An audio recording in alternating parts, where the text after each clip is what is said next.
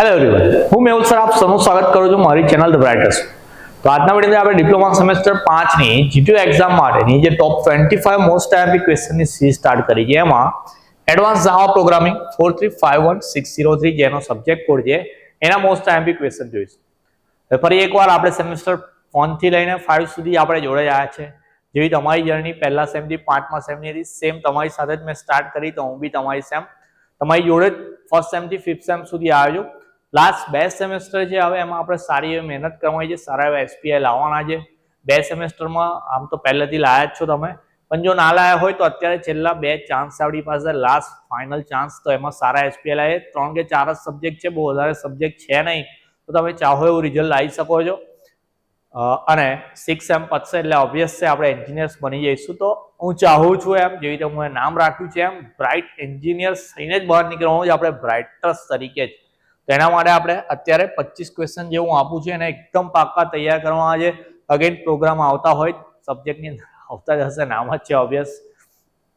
તો પ્રોગ્રામના એમપી અહીંયાથી નહીં મળે, પહેલાથી જ કહેતો આવ્યો છું, પ્રોગ્રામ બધા તૈયાર કરવાના. તમારા ફેકલ્ટી આપેલા હોય આઈએમપી, અથવા તો સિનિયર પાસેથી લીધા હોય, જૂના જુટીઓના પેપરમાંથી કરતા હોય, ગમે ત્યાંથી પણ પ્રોગ્રામ બધા તૈયાર કરવાના. થિયરી કઈ કરવાની છે એ બધી કહી દઈશ, પ્રોગ્રામ બી કહીશ તો ખરો કે કયા પૂછાશે એવું. પણ જોઈએ પહેલા થિયરી. પહેલો જે question, difference between AWT and swing 100% જ છે, પેપરમાં આવે જ છે. Describe JFC with its uses. તો જેએફસી ને પહેલા એક્સપ્લેન કરવાનું, પછી એના યુઝેસ બી બતાવવાના. થર્ડ નંબરમાં જે explain features of Java foundation classes JFC. Okay, તો અહીંયા જે જેએફસી હતું એ જ છે અહીંયા. હા, તો અહીંયા આપણે એના યુઝેસ જોઈ લીધા, તો અહીંયા એના ફીચર્સ બી બતાવવાના છે, કમ્બાઈન કરીને 7 માર્ક્સમાં બી પૂછે.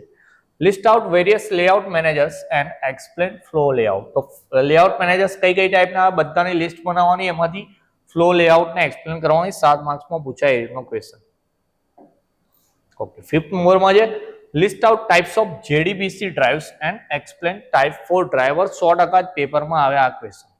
ઓકે, તમને બી એવું ખબર જ હશે, બધાએ કીધું હશે કે આ પેપરમાં આવવાનો છે. 6th નંબરમાં છે draw and explain architecture of Hibernate. તો હિબરનેટનું આપણે ખાલી આર્કિટેક્ચર ડ્રો કરીને પછી એને સમજાવવાનું છે. નેક્સ્ટ જોઈએ આપણે 7માં છે describe JDBC API with interfaces and classes. તો જેડીબીસીમાં આપણે ડ્રાઈવ 4 જોયું, એવી રીતે જેડીબીસીમાં એપીઆઈ બી તૈયાર કરવાનું. આ જો કે કેપિટલ રાખવાનું હતું અહીંયા, એપીઆઈ એવું. ઓકે, ચાલો. એના પછી 8માં છે advantages and disadvantages of JDBC. ફરી જેડીબીસી નો ક્વેશ્ચન. 9થમાં જે explain life cycle of a servlet in detail. આ બી 100% પૂછાય ક્વેશ્ચન. 10થમાં જે explain various features of servlet, અને પછી એના એડવાન્ટેજ ને ડિસએડવાન્ટેજ. તો એક વસ્તુ સમજો તમે, જેવી રીતે આપણે જેડીબીસી તૈયાર કરીએ છીએ, જેડીબીસીમાં ડ્રાઈવ 4 થઈ ગઈ, એના એડવાન્ટેજ ડિસએડવાન્ટેજ થઈ ગયા, એવી રીતે સર્વલેટની અંદર બી દેખો છો, પહેલા એને એક્સપ્લેન કરવા કીધું, એના ફીચર્સ બી કીધા, એના એડવાન્ટેજ ને ડિસએડવાન્ટેજ બી કીધા. હવે એવું માનો કે મેં તમને અહીંયા 9th નંબરનો ક્વેશ્ચન 100% આઈએમપી કીધો છે, એને એવું કીધું છે ડિટેલમાં કરવાનો છે, અને ફીચર્સ કે એડવાન્ટેજ ડિસએડવાન્ટેજ વાળો ક્વેશ્ચન પેપરમાં નથી. તો આપણે તૈયાર તો કર્યા છે સર, તો શું કરીશું? તો ભાઈ ડિટેલમાં કીધું તો ફીચર્સ બી તૈયાર ચમકાવી દેવાના, એડવાન્ટેજ બી ચમકાવવાના, ડિસએડવાન્ટેજ બી ચમકાવવાના.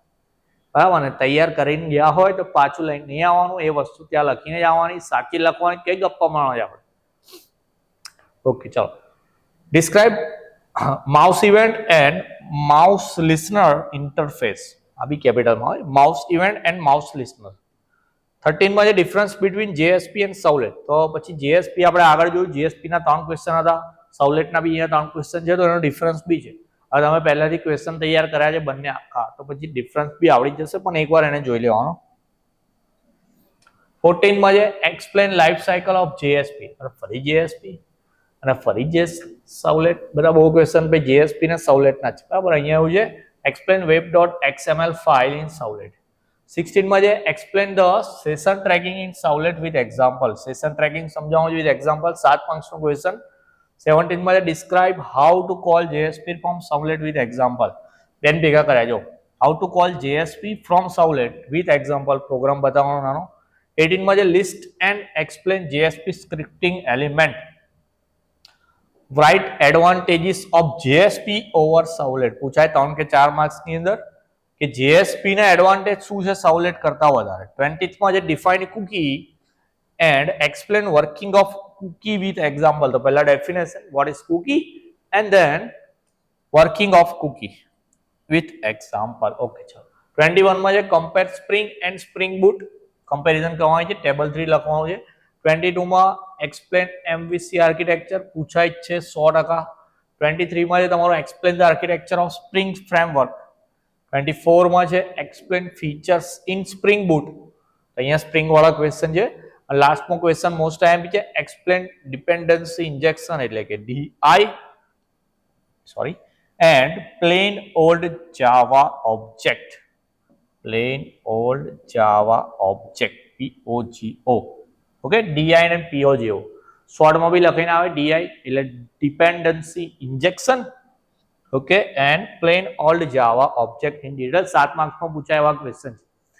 હાલા 25 ક્વેશ્ચન ખાસ તૈયાર કરવાના છે. તમારો એડવાન્સ જાવા પ્રોગ્રામિંગ છે એમાં આઈ થિંક લખ્યું નહીં હોય એટલે મે બી પ્રોગ્રામ નથી પૂછાતા.